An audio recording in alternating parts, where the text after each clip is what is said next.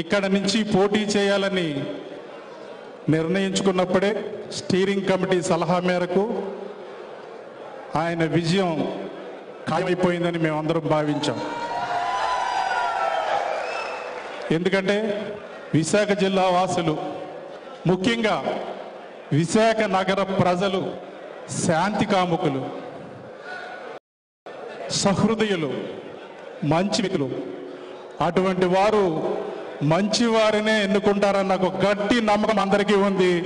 మొన్న 11వ తారీఖున పోలింగ్ సరళి చూసినప్పుడు అది నిజమనిపించింది.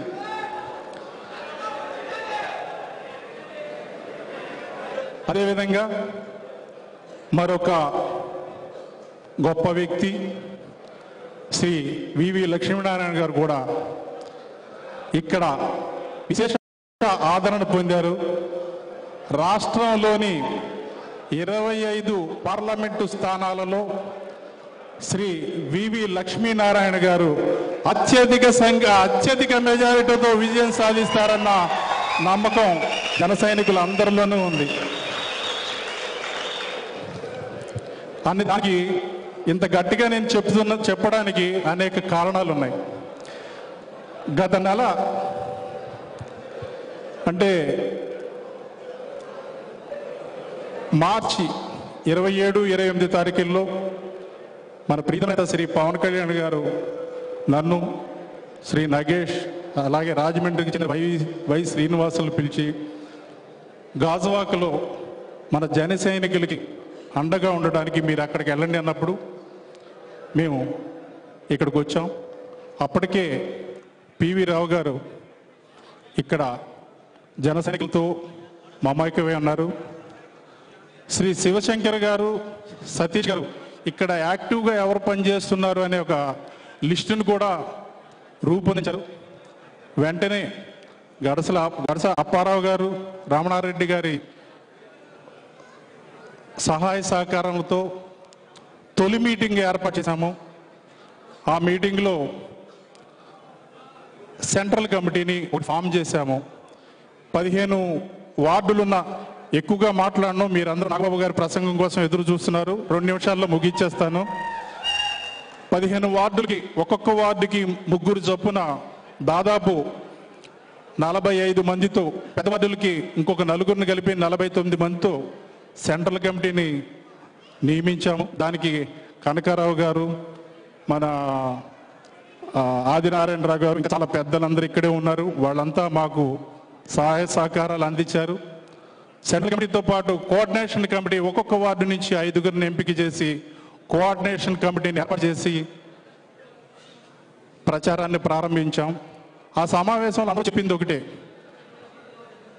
మీరు మాకు అండగా ఉండండి చాలు, వాటిలో మా పని మేము చేస్తాం. ఇక్కడ విజయం గురించి ఆలోచించొద్దు, మనం ఎంత ఎక్కువ మెజారిటీ తీసుకురావాలి అనే దాని మీదే మనం కాన్సన్ట్రేషన్ చేద్దాం అని చెప్పారు. ఆ మేరకు అందరూ పనిచేశారు. ఇక్కడ ఎంత సుహృద్భావ వాతావరణంలో ప్రచారం జరిగిందంటే, ఎవరికి వాళ్ళు బృందాలుగా ఏర్పడి రాత్రిపూట సమావేశాలు ఏర్పాటు చేసుకొని ఏ వార్డులోకి వెళ్ళాలి, ఎక్కడ ప్రచారం చేయాలి, ఎవరిని ఆకట్టుకోవాలి, ఎవరిని ఓటు అడగాలి అనే అంశాల మీద ఎవరికి వారు, ఇది మన సొంత కార్యం. పవన్ కళ్యాణ్ గారు మన ఇంట్లోని వ్యక్తి. ఆయన ఇక్కడి నుంచి గెలిచి గాజువాక కీర్తిని ఈ రాష్ట్రంలోనే కాదు ఈ దేశంలోనే వ్యాప్యం చేయాలన్న ఒక గట్టి సంకల్పంతో, నమ్మకంతో పనిచేశారు. వారి అందరి పనితీరు చూసిన తర్వాత ఏమాత్రం సందేహం లేదు, పవన్ కళ్యాణ్ గారు ఇక్కడ నుంచి అత్యధిక మెజారిటీలో గెలబోతున్నారని 11వ తారీఖునే మాకు నమ్మకం కలిగింది. గాజువాక భిన్న వ్యక్తులు, భిన్న మతాలు, భిన్న ప్రాంతాలకు చెందిన వారు నివసిస్తున్న ప్రాంతం. ఇది ఒక విభిన్నమైన నియోజకవర్గం. దాదాపు 306 పోలింగ్ బూతులు, 15 వార్డులు, విశాలమైన 3 లక్షల మంది వార్డులు. విశాలమైన ఈ గాజువాకలో అనేక సమస్యలు కూడా ఉన్నాయి. పొల్యూషన్, మంచినీటి సమస్య, ఆరోగ్యం, రోడ్లు, ఇతర సమస్యలన్నీ అనేక సంవత్సరాలుగా పెరిగిపోతున్నాయి.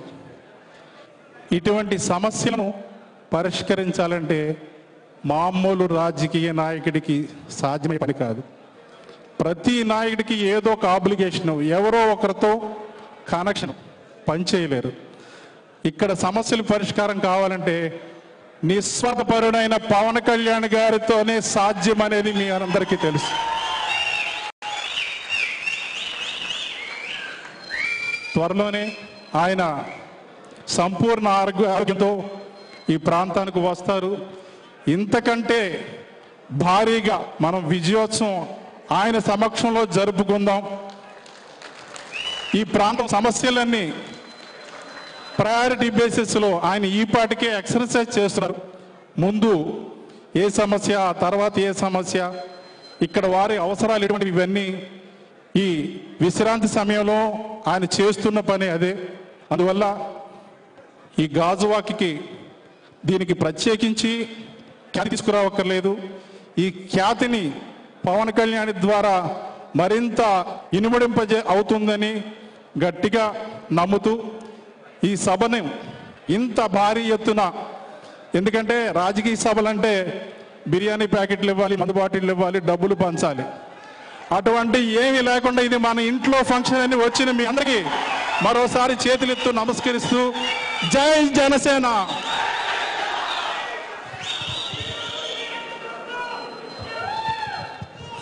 Thank you sir. ఖచ్చితంగా మీరు ఏదైతే ఆశిస్తున్నారో అది ఖచ్చితంగా జరుగుతుంది. గాజువాక నియోజకవర్గం వైపు ప్రపంచం, దేశ రాజకీయాలన్నీ కూడా చూస్తున్నాయి. ఎందుకంటే పాలిటిక్స్ పైసా వాలంకా ఖేల్ హై అన్నటువంటి నానుడి నడుస్తున్న ఈ రాజకీయ లోకంలో పవన్ కళ్యాణ్ గారు ఒక నూతన రాజకీయ ప్రక్రియకి నాంది